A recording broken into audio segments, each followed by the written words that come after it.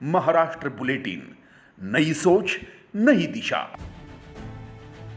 Crime branch unit 1 ने बड़ी कार्रवाई करते हुए हत्या के प्रयास के मामले में फरार आरोपी को रंगे हाथ गिरफ्तार किया है। गिरफ्तार आरोपी का नाम आदित्य नामदेव लश्करे है। गुप्त सूचना के आधार पर पुलिस ने बेदली नगर शरणपुर इलाके में जाल बिछाया। आरोपी वहां धारदार कोयता के साथ लोगों में दहशत फैला रहा था।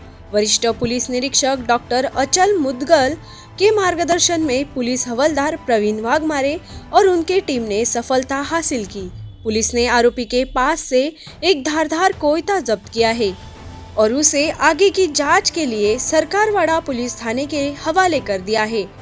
महाराष्ट्र बुलेटिन के लिए शुभम तोड़करी, नासिक।